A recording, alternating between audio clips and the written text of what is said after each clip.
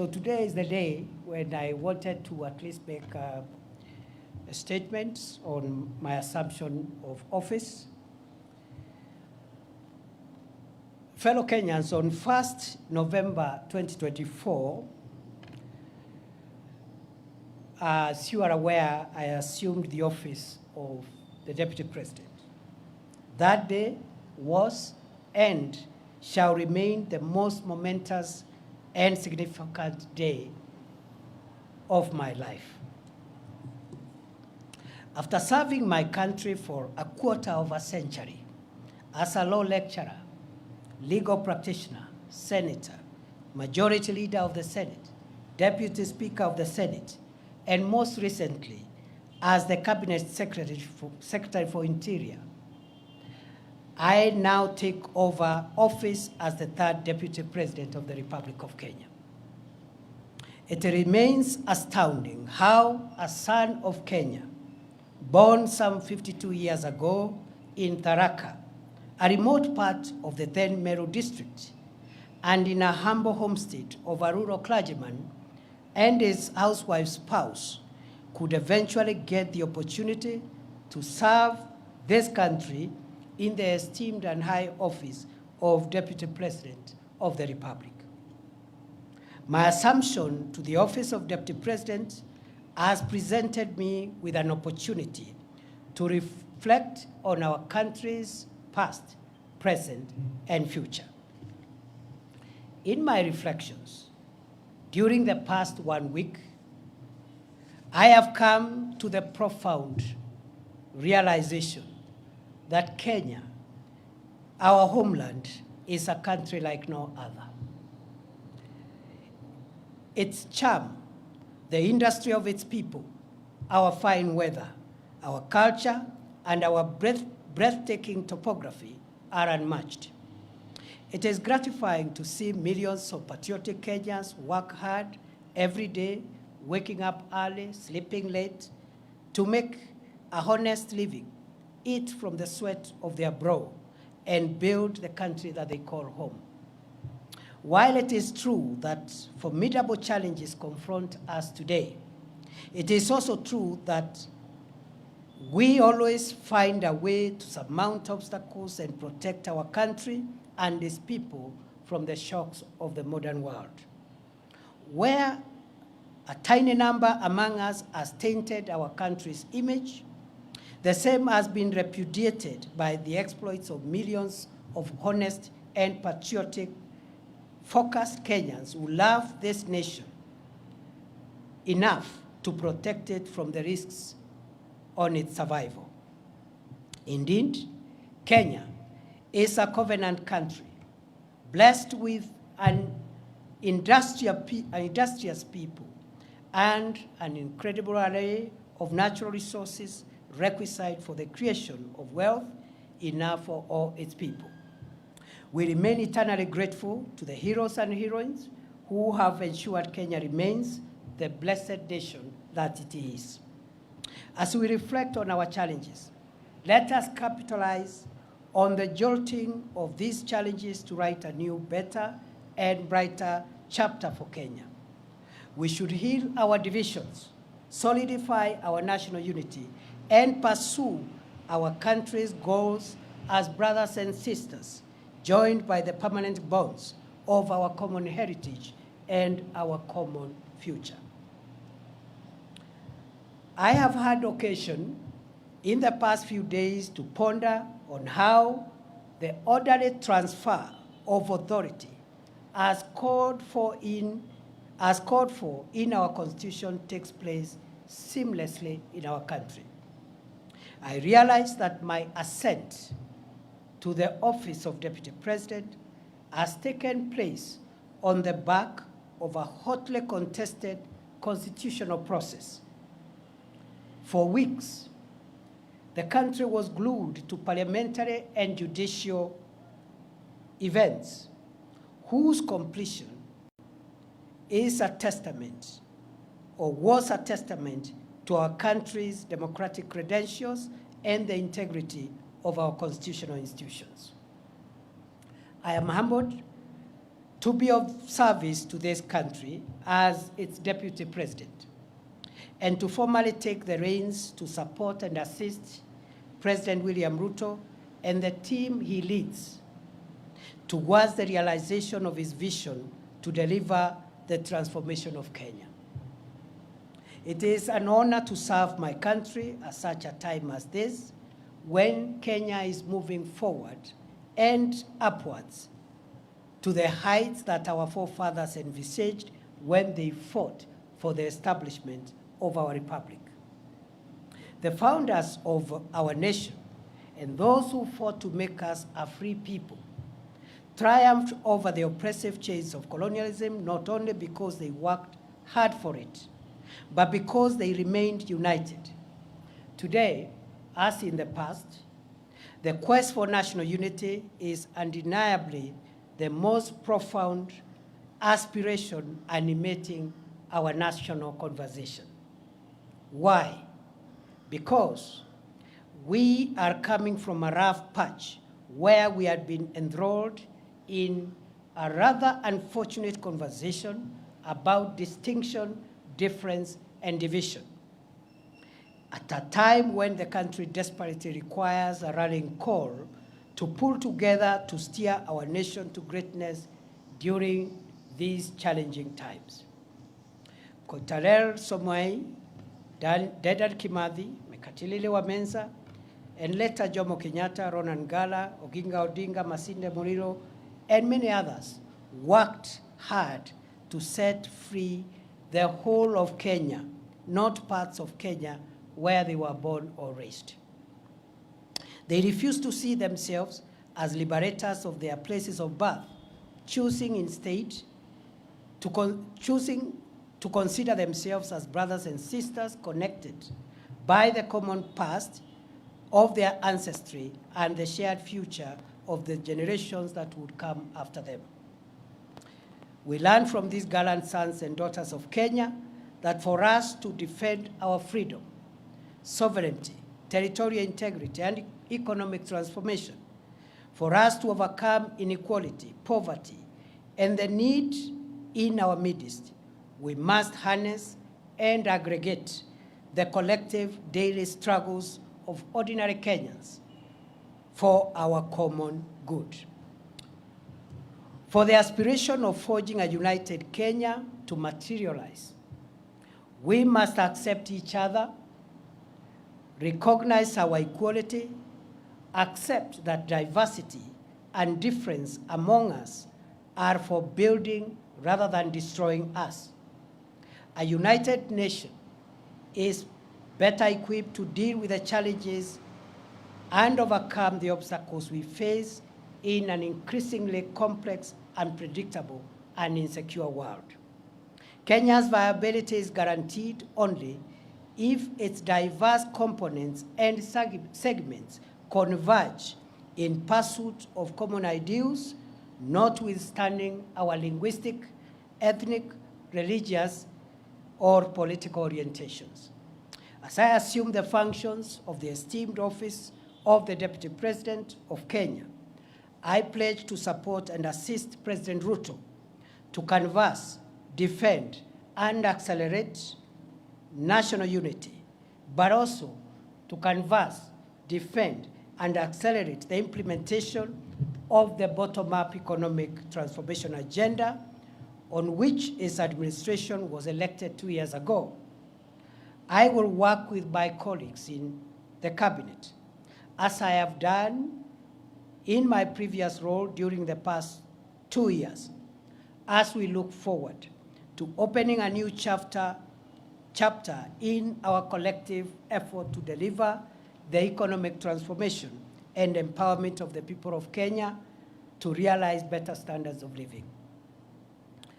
The government has made significant strides towards the transformation of our food security situation, health, education, as well as stabilizing spikes on prices of essential household commodities since September 2022. The government's resolve to introduce a higher education funding model that is student-centered, and to roll out universal health, affordable housing, and other initiatives require constant communication for public buy-in, input, and feedback in the spirit of a people-centered delivery of our country's development agenda. I have no doubt whatsoever that well-crafted public-private partnership projects are essential for the realization of strategic public sector infrastructure development projects and will cushion our country from incurring unsustainable debt for financing our country's development needs. As we pursue Kenya's economic transformation and strengthen the bonds of our national unity, now is the time to ask every citizen to introspect on their contribution towards the actualization of the Kenya we all want to live in. The values of honesty, hard work, patriotism, family, and all other values of our civilization, faithfully transmitted through generations, makes it possible for us to transform this country into a more inclusive, equitable, and cohesive nation in which every citizen is able to live free from fear and want. A Kenya where every citizen has a realistic opportunity to attain good health, wealth, and safety. Our ambitious ideal for a new Kenya will be actualized by sacrifice, hard work, pulling together, eschewing the blame game, and loving Kenya more than our subnational affiliations. It is possible to converge our diverse subnational interest into broad collective national interest as the surest way of realizing Kenya's viability as a solid, respected, competitive, devolved, modern, democratic, plural society able to assert itself in the world for centuries to come. Only a country of opportunity that Kenya is can cause the little village of Irunduni, tucked in the outskirts of the unassuming hamlet of Mukodhima in semi-arid Tharaka, to produce the country's deputy president. I grew up in a competitive environment, learned to manage scarce resources in a large family of 9 siblings, raised by peasant parents, and introduced to the values of respect for others and respect for authority, the love for God, and the love for country, considering other people's needs before my own needs. These values would later be firmed up through my education journey in the schools and the universities I would attend later in life.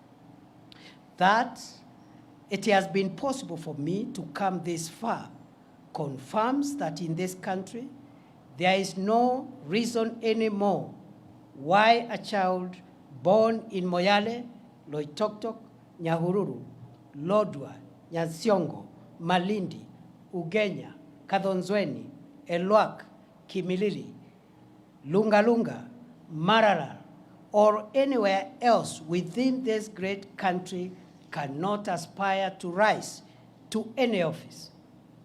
I am truly blessed to be a son of Kenya. May God bless and protect our dear country, our homeland, the Republic of Kenya. May we remain one nation of one people, united by our emblems, the map, the flag, and the national anthem of Kenya. Thank you, and God bless you.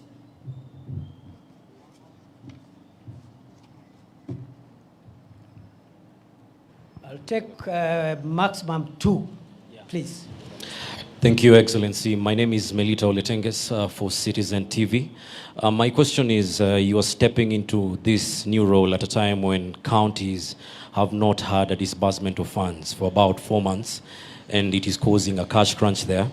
And now that you're going to also be the chair of IBEC, how do you tend to accelerate this and ensure that services in the counties roll as they should be? Kyo? My name is Sydney Chazima. My question goes to what you've mentioned about national interests. And recently, while performing your duties as the Deputy President, you spoke before the judiciary at the 12 years anniversary for the Supreme Court. And you mentioned that there need to be a place where the courts consider the national interest as opposed to the public interest. Someone may misconstrue this as the executive trying to exert its pressure on the courts. What would you make of this? Thank you. Those are very good questions. I would like to respond to them as follows. It is true there is a bit of cash disbursement delay for counties, which is unfortunate. But I think the context for that situation is that this country in the last 2 years have come from a very difficult macroeconomic situation. And it has taken 2 years of hard work under the leadership of President William Ruto to tackle the macroeconomic stability of the country, stabilize the shilling, stabilize essential food prices of essential commodities, including fuel, and so forth and so on. For the first time this month, inflation is at 2.7%, the lowest in 17 years. The last time the inflation was at that level was in 2007, just before the post-election election violence, at the peak of President Kibaki's best economic situation. And therefore, the heavy lifting that the country has had to do is now behind us. We can only do better. I am going to convene as soon as possible a consultative forum under the auspices of IBEC, and I believe the short-term issue around disbursements should be tackled in a more sustainable manner so that we don't just release what is outstanding, but we find mechanisms of ensuring that we don't have similar delays in the days ahead. So that is something that I'm seized of. Just the way we have tackled other issues and economic challenges, we're going to tackle the disbursement to counties promptly, and that is what the Constitution requires, that the national government must ensure that counties receive their funds within the required time. Secondly and lastly, I've been asked to comment about the comments I made at the Judges' Conference. And at the Judges' Conference, I said, first and foremost, that conference was not a meeting between the executive and the judiciary. It was a conference for the court to introspect and reflect on how the judiciary has performed, especially the Supreme Court, in shaping the jurisprudence of our country and interpreting our Constitution. And therefore, it was an opportunity to look at the successes, the challenges, what has been done correctly, and what perhaps needs to be relooked. It's in that context that I gave the views from where I sit, based on my legal background. I made the remark that I believe the Supreme Court of Kenya has done a fantastic job in interpreting the Constitution. For 12 years, what the Supreme Court of the Republic of Kenya has done is equivalent to what some Supreme Courts have done in 50 years. So we are very proud that our institutions are not only efficient, but they are on a trajectory of fast maturity. At that point, because it was a moment for introspection, I said, the jurisprudence that the court has given us about public interest is very refreshing and welcome. And then I remarked, going forward, as the Supreme Court consolidates its own jurisprudence and enhances it, perfects it, it is worth reflecting, even beyond public interest, whether our constitution allows our constitution allows the court to distill existential values of the state. And I told the meeting that those existential values are found in two places. One in chapter 1, which is the foundational chapter that establishes our country, defines what Kenya is, the map, the territory, the coordinates, and the fundamental principles, including devolution. And then chapter 14 on national security, Article 238 in particular, contains some elements of what one would call existential and primordial elements of the existence of Kenya. That Article 238 says that there are certain core interests of Kenya that must be protected. And that's why the organs of national security are established, to make sure that Kenya does not disappear. It survives. Territorial sovereignty of Kenya. That's why our KDF will do whatever it takes to make sure that other nations, enemies of Kenya, don't overrun us. The territorial integrity of Kenya, that no foreign country can violate our airspace, our land, or our sea space. And then it goes on to discuss a few other existential, very, very critical foundational interests of the nation. And so what I was asking, I said maybe the courts needs to think whether we can have a hierarchy of national interests. The general public interest on everything else, and very basic and existential interests on which the survival of the nation rests. Because, for example, when we have had, for example, challenges in allowing the people of Kenya to exercise their rights, which are protected in the Constitution, we have seen, for example, that right, for example, need also to be balanced in the need to protect the country and constitutional institutions. Because we saw an attempt to violate the Chief Justice's chambers by people who are expressing their rights, which is correct.